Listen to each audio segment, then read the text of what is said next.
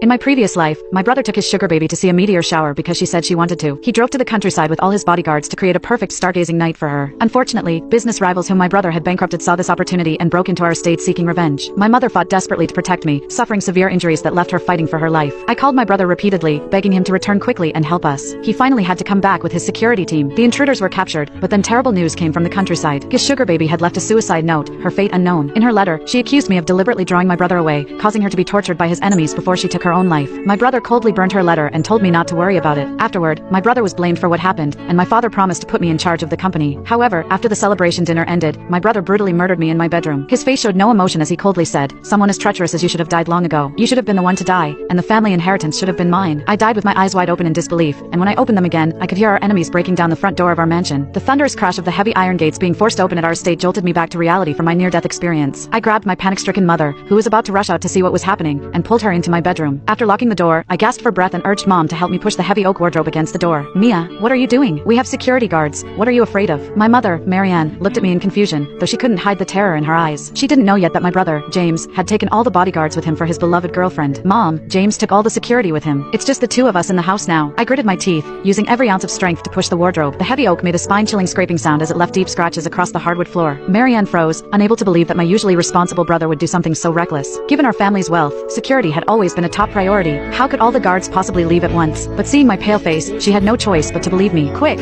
call your brother and tell him to come back immediately," Marianne urged, her voice shaking. I remained silent, eyes fixed on the door barely blocked by the wardrobe. With trembling fingers, I dialed 911, briefly explaining our situation and address. I couldn't trust James to be our first line of rescue, especially since in my previous life, he had returned too late, causing my mother to miss the critical treatment window and die. After hanging up, my heart sank. Recent heavy snowfall had blocked the roads, and our hillside estate was quite a distance from the nearest police station. I dreaded to imagine what might happen before the police arrived. Bang! A violent crash shook the door. I instinctively pressed my body against the wardrobe as fear rushed through me. Just then, Marianne's call to James connected. "James, come home quickly. There are intruders in the house." Marianne's voice broke with tears. James's impatient voice came through the speaker. "Come on, Mom, stop making things up. I'm still waiting for the meteor shower with Michelle. I'll be back tomorrow." "I'm not lying. There really are intruders. Come back quickly, or you'll be collecting our bodies," Marianne practically screamed. James's tone grew even colder. "I know you don't like Michelle, but there's no need to make up such stories to scare me. And tell Mia Cooper that she should stop playing these little games. I won't fall for it again." Hearing these words, my heart completely sank. It seemed my brother had also been reborn, but why would he think this was a lie I made up? In my previous life, he had witnessed with his own eyes how those thugs tortured Mother and me. Why was he being so cold this time around? Just because of Michelle Peterson? Just because she casually said Mia did it on purpose in her suicide note? Heavy footsteps approached outside the door. Then the door was hit even more violently, making the wardrobe start to scrape across the floor with a piercing noise. We watched helplessly as the wardrobe's defense gradually failed until, crack, a corner of the wardrobe splintered under a powerful blow, exposing a large gap right before our eyes. The intruder outside let out a